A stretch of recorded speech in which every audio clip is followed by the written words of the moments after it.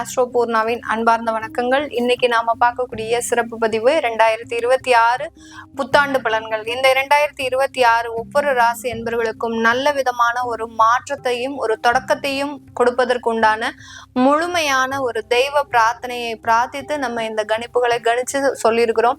இந்த ஒவ்வொரு ராசி என்பவர்களுக்கும் இந்த வருடத்துல என்னென்ன மாதிரியான ஒரு சேஞ்சஸ் கிடைக்க போகுது, அந்த சேஞ்சஸை நீங்க எந்த மாதிரி கையாளணும் அப்படின்றதையும் நம்ம இந்த பதிவுல தெளிவா சொல்லியிருப்போம்.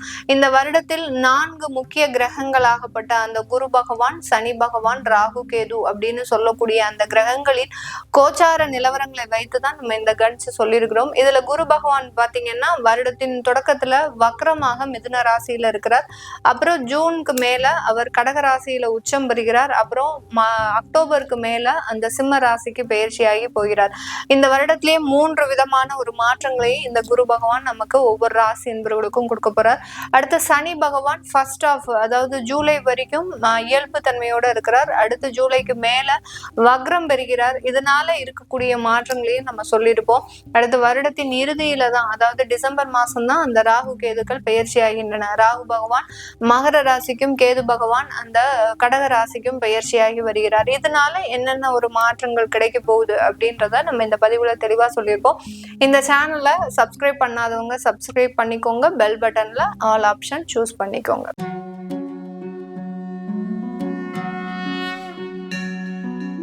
சிம்ம ராசி அன்பர்களுக்கு இந்த 2026 அஷ்டமசனியினுடைய தாக்கம் ஒரு பக்கம் முழுமையாக இருந்தா கூட குருவினுடைய ஆசிர்வாதம் அப்படின்றது இந்த சிம்ம ராசி அன்பர்களுக்கு இருக்கு. ஏன்னா இந்த குரு பகவான் உங்களுடைய 11ஆம் இடத்துல ஜூலை மாதம் வரைக்கும் அதாவது ஜூன் மாதம் வரைக்கும் இருக்கிறார்.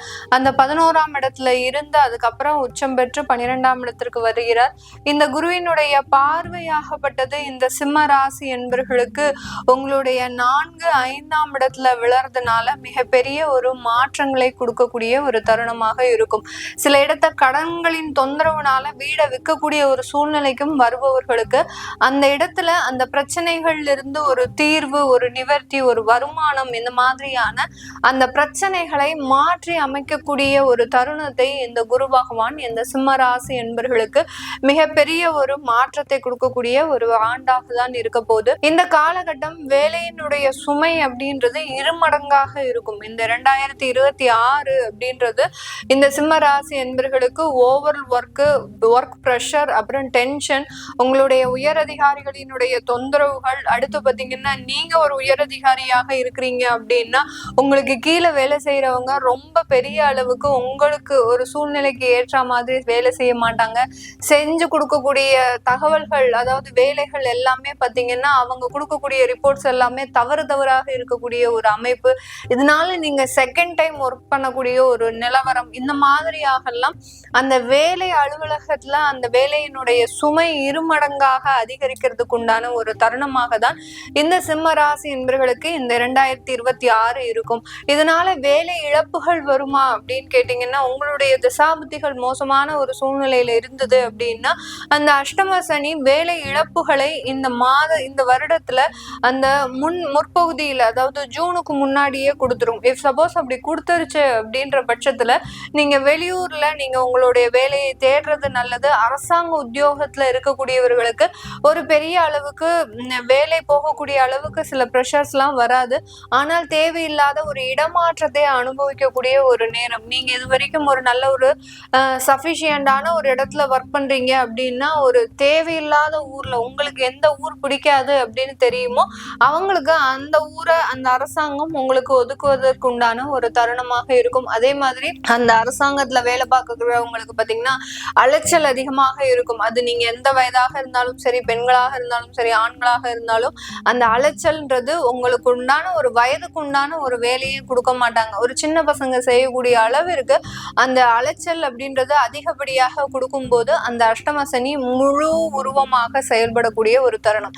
இந்த மாதிரியான சில பிரச்சனைகள்லாம் நம்ம இந்த வருடம் எப்படி மேடம் ஹேண்டில் பண்றது அப்படின்னு கேட்டீங்கன்னா உங்களுடைய தெய்வ பிரார்த்தனை தான். அதே மாதிரி தேவையில்லாத இடத்துல தேவையில்லாத வார்த்தைகளை விடக்கூடாது. இந்த சிம்மராசி என்பர்கள் பொதுவாகவே பாத்தீங்கன்னா அதிகாரத்தன்மையோட பேசக்கூடிய ஒரு நபர்கள். ஆனாலும் முழுமையா அந்த அதிகாரத்தன்மை இருக்குமா அப்படின்னு கேட்டீங்கன்னா பெரிய அளவுக்கு இருக்காது. இவ்வளவு ஒரு டாமினேஷனா இருந்தா நமக்கு இது சரிப்பட்டு வரும் அப்படின்னு சொல்லக்கூடிய சில நபர்கள் கூட இந்த காலகட்டத்துல அந்த அதிகாரத்தன்மைன்றது இவர்களால அடக்க முடியாத ஒரு ஒன்றாக இருக்கும்.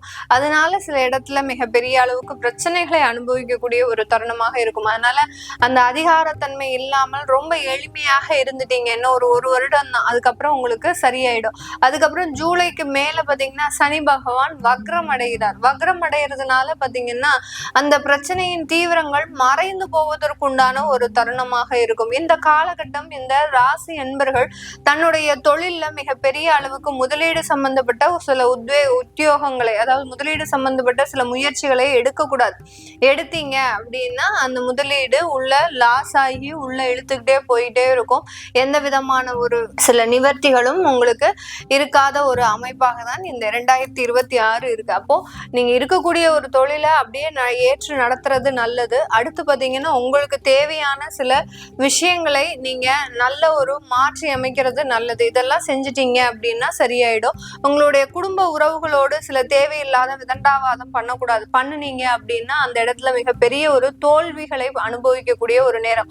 உங்களுடைய குழந்தைகளை அடக்குறன்ற பேர்ல அடக்குனீங்க அப்படின்னா அவங்க உங்களை விட்டு பறந்து போறதுக்கு உண்டான ஒரு அமைப்புகள்லாம் இருக்கும். அதனால சில பிரச்சனைகள் வந்தாலும் அது கண்டும் காணாத மாதிரி இருந்துட்டீங்க, ஒரு இலைமறை காயாக இருந்துட்டீங்க அப்படின்னா இந்த சிம்மராசி என்பர்களுக்கு அது மிகப்பெரிய ஒரு பழுவாக இல்லாத ஒரு சூழ்நிலையை இந்த சிம்மராசி என்பர்களுக்கு இந்த காலகட்டம் கொடுக்க போகுது. இந்த நேரத்துல இந்த சிம்மராசி என்பர்கள் வெளியூர் வெளிநாட்டுல இருக்கக்கூடியவர்கள் அவர்களினுடைய தொழிலினுடைய போக்கை நீங்க கவனிக்கணும்.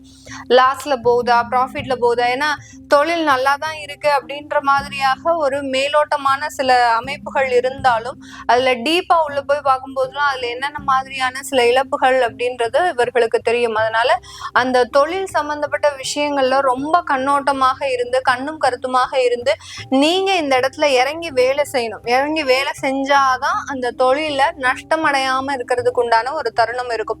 இல்ல அப்படின்ற பட்சத்துல மிகப்பெரிய அளவுக்கு நஷ்டத்தை சந்திக்கக்கூடிய ஒரு அமைப்பாகவும் தான் இந்த சிம்மராசி என்பர்களுக்கு வெளியூர் வெளிநாட்டுல இருக்கிறவங்களுக்கு மிகப்பெரிய ஒரு மாற்றத்தை அனுபவிக்கக்கூடிய ஒரு தருணமாக இருக்க போது.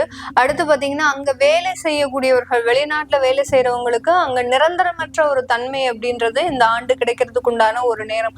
அந்த நிரந்தரமற்ற தன்மை வரும்போது நீங்க என்ன பண்ணணும், பிஃபோர் ஒரு 3 months 6 monthsக்கு முன்னாடியோ அதற்குண்டான சில ஏற்பாடுகளை பண்ணி வச்சிடணும். இப்போ உங்களுக்கு விசா காலாவதி ஆக போகுது அப்படின்ற பட்சத்துல இந்த ஆண்டினுடைய 8வது மாசமோ இல்ல 6வது மாசமோ ஒரு 6 மாசம் தான் இருக்கு விசா எக்ஸ்பைரி ஆகுறதுக்கு.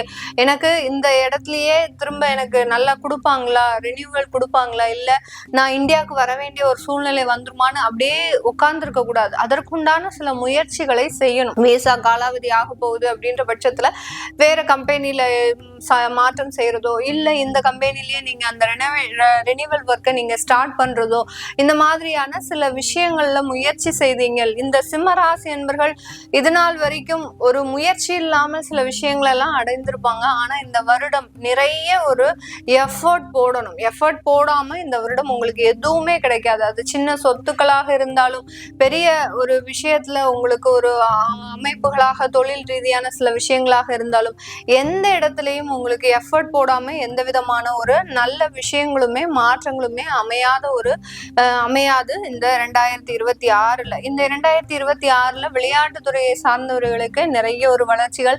கடந்த காலத்துல ஒண்ணுமே அறியாத ஒரு குழப்ப சூழ்நிலையில கிட்டத்தட்ட 1.5 வருஷம் எந்த விதமான காம்படிஷனுமே அட்டன் பண்ணாம சும்மா வெட்டியா இருந்திருப்பீங்க. இந்த வருடம் அதற்குண்டான வாய்ப்புகள் வரையும் ஒரு ஹார்ட் ஒர்க் பண்ணுங்க. சில இடத்துல இவர்களினுடைய உடல் தகுதி அப்படின்றது மறுக்கப்படுவதற்கு உண்டான ஒரு ரிஜெக்ஷன், உங்களுடைய உடல் சார்ந்த சில பிரச்சனைகள் மூலமாக ரிஜெக்ட் ஆகிறதுக்கெல்லாம் வாய்ப்பு இருக்கு. அதனால விளையாட்டுத்துறையில இருக்கிறவங்க நிறைய எஃபர்ட் போடுங்க. தேவையில்லாத ஜங்க் ஃபுட்டை சாப்பிடாதீங்க. சாப்பிட்டீங்க அப்படின்னா அதனால சில ரிஜெக்ஷன் அப்படின்றது கண்டிப்பா இருக்கக்கூடிய ஒரு தருணமாக இருக்கும். உங்களுக்கு இந்த நேரத்துல கண்கள்ல பிரச்சனை வர்றதுக்கு உண்டான ஒரு அமைப்புகள் இருக்கு இந்த விளையாட்டுத்துறையில சார்ந்தவங்களுக்கு. அதனால கண் சம்பந்தப்பட்ட சில சிகிச்சைகளையும் அதற்குண்டான உணவு பழக்கங்களையும் எடுத்துக்கோங்க. மிகப்பெரிய ஒரு அமைப்புகள் நல்ல வளர்ச்சியை கொடுக்கறதுக்கு உண்டான ஒரு தருணமாக இருக்க போது. இந்த காலகட்டம் இந்த சிம்மராசி என்பர்களுக்கு இந்த காலகட்டத்துல ஒரு மிகப்பெரிய ஒரு திருமண உறவுகள்ல சில தேவையில்லாத கருத்து வேறுபாடுகள், 7ஆம் வீட்டு களத்திராதிபதி 8ஆம் இடத்துல இருக்கிறதுனால கணவன் மனைவி பிரச்சனைகள் அப்படின்றது ஒரு பக்கம் இருந்துகிட்டே இருக்கும். இதை நிவர்த்தி செய்யறதுக்கு முடியுமா அப்படின்னு கேட்டீங்கன்னா இந்த 2026 அதற்குண்டான நிவர்த்திகள்லாம் கிடையாது. ஏன்னா அஷ்டம சனி மிகப்பெரிய அளவுக்கு இந்த வருடம் உருவெடுக்கிறதுனால அந்த கணவன் மனைவி உறவுல மிகப்பெரிய ஒரு சிக்கல்கள் ஏற்படுவதற்குண்டான ஒரு தருணம். அடுத்து பாத்தீங்கன்னா புதுசா திருமணமான தம்பதிகள் வெளியூர் வெளிநாட்டுல இருக்கிறது நல்லது. உங்களுடைய வேலையில மாற்றம் பண்ணிக்கிட்டீங்க அப்படின்னா அது மாதிரியான சில பிரச்சனைகள்லாம் வராம இருக்கிறதுக்கு உண்டான ஒரு அமைப்புகள் இருக்கும். இது எல்லாமே நம்ம கோச்சார நிலவரப்படி பலன்களை கணிச்சு சொல்லியிருக்கிறோம். உங்களுடைய சுய ஜாதக தசாபுத்தி பலன்களை பார்க்கணும் விருப்பப்படுறவங்க கீழே இருக்கிற நம்பருக்கு வாட்ஸ்அப்ல அப்பாயின்மெண்ட் வாங்கிக்கிட்டு நீங்க கன்சல்ட் பண்ணிக்கலாம். உங்களிடமிருந்து விடைபெறுவது உங்கள் ஆஸ்ட்ரோ பூர்ணா. எல்லோருக்கும் இனிய புத்தாண்டு நல்வாழ்த்துக்கள். நன்றி, வணக்கம்.